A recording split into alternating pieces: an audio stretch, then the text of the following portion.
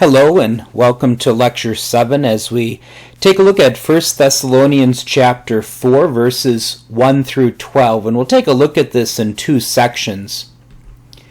But in its entirety, these 12 verses read, "As for other matters, brothers and sisters, we instructed you how to live in order to please God, as in fact you are living.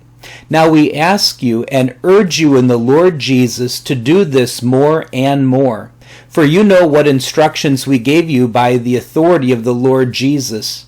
It is God's will that you should be sanctified, that you should avoid sexual immorality, that each of you should learn to control your own body in a way that is holy and honorable, not in passionate lust like the pagans who do not know God. And that in this matter no one should wrong or take advantage of a brother or sister. The Lord will punish all those who commit such sins, as we told you and warned you before. For God did not call us to be impure, but to live a holy life. Therefore anyone who rejects this instruction does not reject a human being, but God, the very God who gives you his Holy Spirit. Now about your love for one another, we do not need to write to you, for you yourselves have been taught by God to love each other. And in fact, you do love all of God's family throughout Macedonia. Yet we urge you, brothers and sisters, to do so more and more, and to make it your ambition to lead a quiet life. You should mind your own business and work with your hands, just as we told you, so that your daily life may win the respect of outsiders, and so that you will not be dependent on anybody." Let's take a look at the first section of this, verses 1 through 8. I just want to focus in on this idea. Paul is praising these Christians in Thessalonica, and he says something I think we want to dwell on. So he is encouraging them to live holy lives, but he points out that this is indeed something that they are doing, that they are already living pleasing to God. Now, of course, we have to understand that in the right way. Does it mean that they are without sin? Well, of course, that's not what Paul is talking about in the least. I want to use this opportunity to talk about something that is a threat or a wrong way of thinking about life that I do see in different ways in Christianity. And I've seen this in a variety of ways over the years of ministry. And that is, there's two extremes we can get caught up in, and both of them are very, very bad. So the first distortion is this idea that I can achieve God's law completely and perfectly. And so somebody might say, well, I'm sinless in this particular area, or I'm no longer vulnerable to sin in this area. Now, you might think, well, there's no way anybody really thinks that. Well, I can actually tell you in my years of ministry, to my own utter astonishment, I had church members, not lots, but I've actually had people share this idea and actually tell me this, my own members. Again, not many numerically, but some people actually believe that they have achieved a sinlessness in a particular area of their lives. And I think it's easy to see how wrong that is. Just think of Matthew 5. Think of the Sermon on the Mount and how Jesus really gets us to understand the depth of the law. There's another danger on the absolute opposite extreme, and I hope I can do a good job of describing it. It's this idea that God's law is so unachievable that it is not worth trying to live according to it. And so how I've seen this, and this too is a perversion of thought, but it goes something along these lines, hey, look, I cannot avoid lust, I can't avoid coveting, so why not just consume pornography? Why not steal? I mean, why even think you can live perfectly in that area? It's totally impossible, so why deal with it? And along those lines, living a sanctified life is not possible, so I will not even try. And it's just kind of this idea that, of course, I'm a poor, miserable sinner. I can't do anything about it, so I just live like the rest of the world, but the only real difference is not how my life looks, but that on top of all my sin, I just say I believe and my sins are forgiven. And so these two extremes, they are each wrong. And I think this is just a good point where Paul is telling these Christians that they are indeed achieving a holy life. It doesn't mean that they're without sin, but it also means that they are doing something different than the rest of the world. I'm not going to say a lot about this, but I want you to be aware of a wonderful book that is published by Northwestern Publishing House. And just think of what we talked about. We've got two extremes that are wrong, and the truth is in the middle. We should never think that we can be fully sanctified this side of heaven, but we should not also think that trying to live a sanctified life is just so impossible we don't do it. So the truth is in the middle.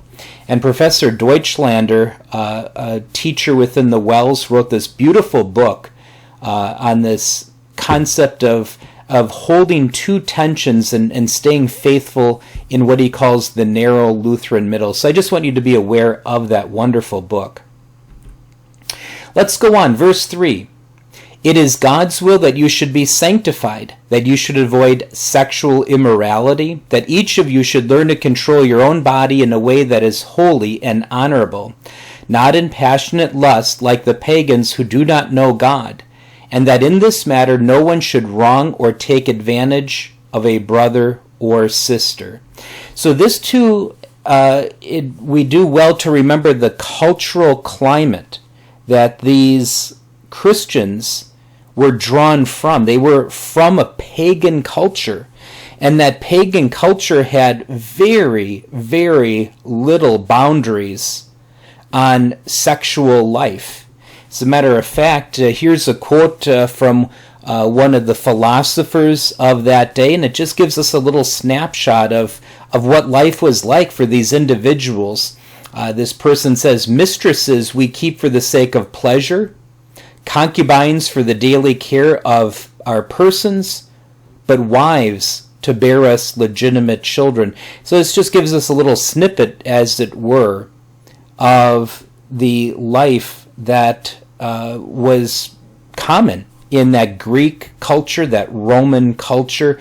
And this is the culture that these individuals were being called out from to live a fundamentally new life in the Christian faith. I do want to pause here for one thing and just dwell on something. You know, as a Christian pastor, I have never ever had somebody come into my office and say, "You know what, Pastor? I'm going to cheat on my income taxes, and I want to let you know that up front, and would you just pray over me that, as I send in this illegitimate tax return that I'm cheating the government on, I just want your blessing on this matter." It's an absurdity. I've never had that happen. Having said that, though, I have had individuals sit in my office and say, "You know what, Pastor? I am living with my boyfriend. I'm living with my girlfriend. We are living as husband and wife. And we're going to keep doing this for 6 months, 8 months, a year. And we're going to do it maybe for financial reasons. We're going to do it because we just want to see if this all is working well. But a year from now, we want you to give us a beautiful church wedding." And just think about that. In other words, the area of sexual immorality is one where I actually have had people ask me to bless their wrongdoing and to take a blind eye to the whole matter. And that's something I'd love to talk to you guys about when we gather for class. Going on to one other thing, so verses 9 through 12, I'm just going to read the highlighted portion. Here Paul is recommending to them that they make it their ambition to lead a quiet life. You should mind your own business and work with your hands, just as we told you. So this life of sanctification, it's really focused in the home. And just as sexual propriety sectariness. Being faithful to your spouse is an important, obviously, part of what it means to be a Christian and to have a solid Christian home. So here too, Paul, Silas, and Timothy are addressing something common to the Greek culture. And that is, in those days, the fathers of the home, they would actually have the slaves and the wives sit at home and do all the hard work, while they themselves would go off to the mart, the place where shopping could be done, but it also would be like a forum where people could gather together and just have discussions. And it was at that place that lots of gossip would happen, and these individuals would try to be good orators and philosophers. And just think about that, how disconnected they were from their families. And so this too just informs, what does the Christian life look like? It means being with your family. It means not engaging in anything that is wrong in the culture around you. And it means loving and serving others that God has placed in your life. So, a couple of questions or points of discussion for us. One is, how should we try and keep within a happy and faithful middle path of not viewing the law as something we can accomplish perfectly, while at the same time realizing we can and do things that are righteous in God's sight? And second, which of the following distortions and lies about sexual conduct is the most threatening to the health and faithfulness of the Christian church today? I would imagine that you would not disagree with me that each of these three things is somehow adversely affecting the body of Christ. Pornography is one. Christians living as husband and wife before they get married and ask their pastor for a church wedding after they've been living together for some time.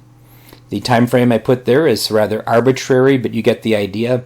And then also another one, how the church handles the issue of same-sex marriage in the world around us. How is that causing disruptions in the church or a lack of a good witness, so forth. So I look forward to discussing these things with you. God bless.